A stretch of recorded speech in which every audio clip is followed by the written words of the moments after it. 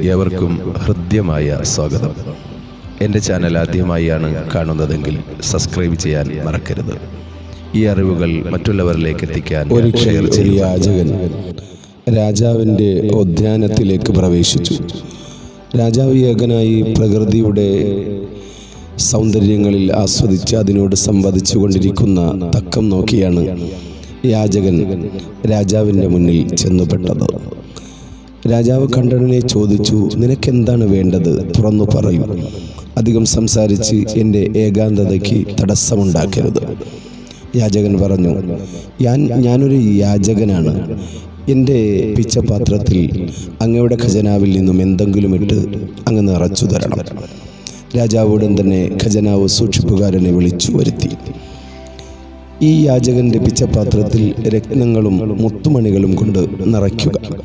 പിന്നീട് അവിടെ നടന്നത് വിചിത്രമായ ഒരു സംഭവമാണ്. യാചകന്റെ പിച്ചപാത്രത്തിലേക്ക് രത്നങ്ങളും വൈര്യങ്ങളും മുത്തുമണികളും കൊണ്ട് നിക്ഷേപിക്കപ്പെട്ടു. പക്ഷേ പാത്രം നിറയുന്നില്ല. അത് നിറയ്ക്കാനുള്ള ശ്രമത്തിൽ രാജാവിൻ്റെ ഖജനാവ് തന്നെ കാലിയായി. എന്നിട്ടും പാത്രം നിറയുന്നില്ല. രാജാവ് യാചകനെ അടുത്തേക്ക് വിളിച്ചിട്ട് പറഞ്ഞു, ക്ഷമിക്കണം, നിങ്ങൾക്ക് നൽകിയ വാക്ക് എനിക്ക് നിറവേറ്റാൻ സാധിച്ചില്ല. ഞാൻ പരമാവധി ശ്രമിച്ചു.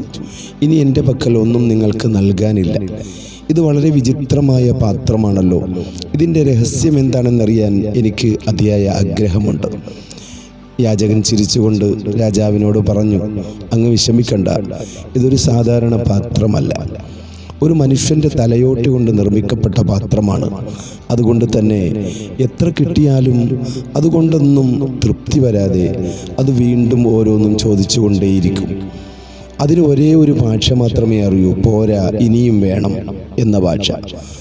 എന്തെങ്കിലും ഇട്ട് നിറയ്ക്കാൻ ശ്രമിച്ചാൽ അതൊരിക്കലും നിറയില്ല. എന്നും യാചിച്ചുകൊണ്ടേയിരിക്കുന്നു. മനുഷ്യ മനസ്സുപോലെ നമുക്ക് കിട്ടിയ എല്ലാ കാര്യങ്ങളിലും നന്ദിയുള്ളവരായി തന്നെ ജീവിക്കണം. നന്ദി മാത്രമാണ് സംതൃപ്തിയിലേക്കുള്ള വഴി.